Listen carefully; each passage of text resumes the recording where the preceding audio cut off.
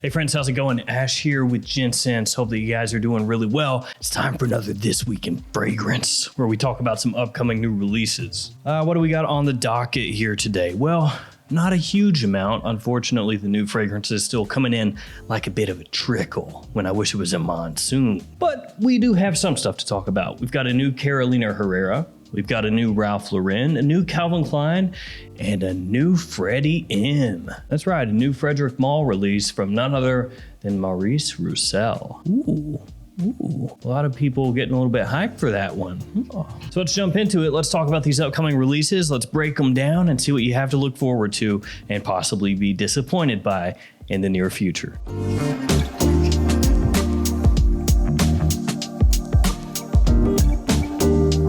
Let's talk about that new Frederic Malle first. Let's go ahead and knock that out. So this one is called Uncut Gem, which definitely made me think of the Adam Sandler movie. That was the first thing that popped into my mind. Uncut Gem. I was Frederic Malle's meals when I did Uncut Gem. Right. So this one is preparing to be launched in September of this year. The new fragrance is defined as masculine and even more rugged, more extreme, more manly than the rest of the men's fragrances by the house. We're taking things to new extremes, manliness of the highest order. According to the brand, Uncut Gem goes against the general trend of masculine fragrances being more and more feminized. We didn't have a dry spice / amber, Malle said. The new fragrance is more muscular, built on contrasts, both straightforward and enigmatic. Uncut Gem includes an overdose of ambrosanide, a product by Symrise for which Maurice Roussel works. Ambrosanide is a very powerful and long-lasting amber woody scent that amplifies top citrus notes, gives volume to florals, and boosts musks. So this one has a spicy, fresh top of ginger, bergamot, mandarin, angelica root, and nutmeg, a fiery heart of leather, vetiver, and frankincense, and a sexy, warm, and clean base of generous amounts of amber and musk. The whole ride up here, the whole idea, at least from the brand's point of view, the marketing point of view, is, hey man, all those guy fragrances are wimpy. Everything here is so feminized. So check out our new fragrance that has an extremely ambery base, or amber woody. My bad. It's rugged and sensitive, classic and fresh. First impression and haunting echo. Now, as I said, this is marketing. It's not a big deal. It doesn't really matter. At the end of the day, does the fragrance smell good will be the only thing that ultimately matters here. And the perfumer is freaking insane. He has some amazing releases, like the discontinued Kenzo Air and Kenzo Air Intense, which I own both of, and they are great. So I'm absolutely looking forward to this. I will buy the fragrance when it comes out. I'll review it probably on my extra Gents channel. And I'm really intrigued to see how this one turns out. At first blush, when you just look at the note breakdown, it doesn't look like anything different, but you can't really go on just the note breakdown. You have to actually smell it. It could be absolutely stunning. So we'll see on that one here in a few months. Something to look forward to. On to the other new releases. Carolina Herrera Bad Boy Gold Fantasy. What a name. Bad Boy Gold Fantasy, the man with the golden look and a mesmerizing masculine fragrance that no woman can remain indifferent to. The favorite fragrance of the classic Bad Boy perfume in a shiny gold bottle. Thank you for the English translation there. So a top of black pepper, white pepper, bergamot, a mid of sage cedar, a base of tonka cacao amberwood. Guess what this is, friends? It's another stupid, worthless, limited edition collector's edition bottle. Yeah, so apparently this is just Bad Boy slapped into a gold bottle. So that's freaking disappointing, isn't it? Yeah, it is. They had Bad Boy Superstar. Remember that one? I've got it over here somewhere. That was in a silver bottle, and that basically just is a limited edition of Bad Boy in a different bottle. It smells slightly different than my original bottle of Bad Boy when you spray it on side by side, but not enough to really care. And really the difference in smell there probably just came down to the fact that my Bad Boy EDT bottle was older. This is something annoying in the fragrance world, but it is not something that is new in the fragrance world. Collector edition bottles have been a thing for years and years and years. It's not anything, like I said, new. Brands have been doing it. Just an easy way to make a little bit of extra money. Take an existing fragrance, preferably one of your best sellers or your bestseller. Go ahead and throw that into a bottle that looks different, usually in coloration from the original, and then sell it as a collector's edition, a limited edition. Jean Paul Gaultier has done that with Le Male many times, especially their holiday edition bottles.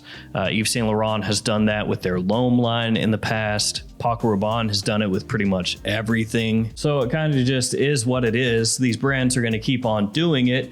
You just have to kind of stay on top of things and figure out, is this new release just a limited edition new bottle that's the same fragrance, or is it an actual new flanker? Because sometimes the houses will try to blur the lines a little bit there. So yeah, Bad Boy Gold Fantasy, a new bad boy to completely ignore, unless you really like to collect limited edition, collector's edition bottles, and then I guess go for it. After that, we got the new Ralph Lauren Ralph's Club Parfum. Oh boy, an actual flanker that's a new fragrance. Now the original Ralph's Club, a lot of people really hated on, crapped on it a bunch, but I feel like it's actually a really nice fragrance for what it's trying to do, which is to be versatile, mass appealing, people pleasing, compliment pulling with good performance. It does that. And now we've got Ralph's Club Parfum. Always got to have those more intense versions of a popular fragrance. It's like it's written in the fragrance Bible that these brands have to do it or something. The 10 fragrance commandments, thou shalt have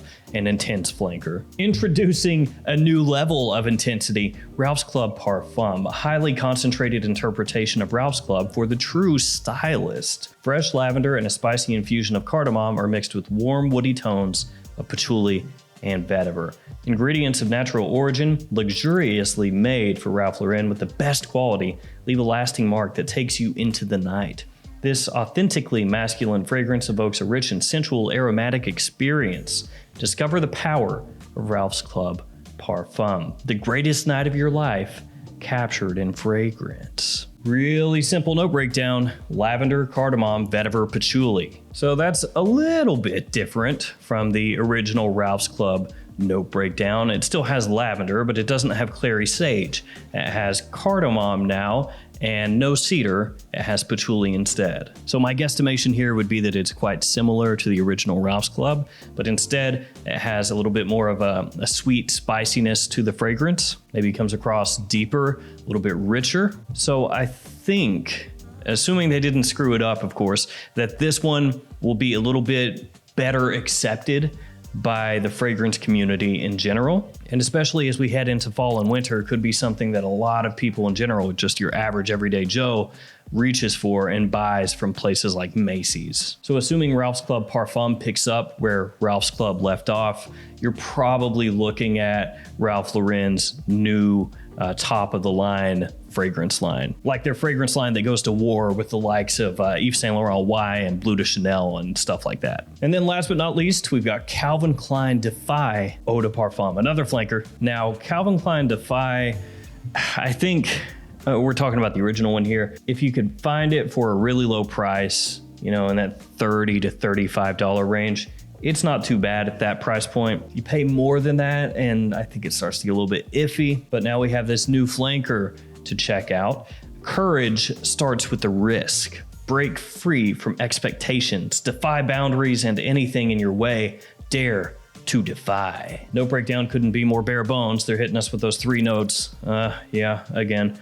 Mandarin orange in the top, vetiver in the mid, leather in the base. Now my expectation here is that when the fragrance comes out, they'll flesh out that note breakdown, because with the original Defy, that's what we saw. That has a more coherent, cohesive note breakdown now with more information in there instead of just 3 notes tossed out. And the original Defy has mandarin orange in it. It has vetiver in it as well, but not leather. So looking at the note breakdown, at least what we can see, that's the only new note in there is leather in the base. I mentally kind of have Tommy Hilfiger Impact and then Calvin Klein Defy as like those 2 houses lines that are going up against each other, mainly because they're a new line brought out by that house. And I put Calvin Klein and Tommy Hilfiger kind of head to head a lot of times, because when you go to TJ Maxx or Ross's, those brands you see there all the time, both fragrances and clothing. So they're kind of like this, just like Dior and Chanel, how those at the top are like this.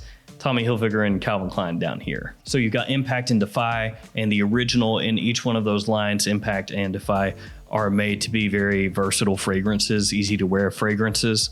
Overall, I think Impact is better. And then they came out with Impact Intense, which is great, frankly, especially for a cheap price.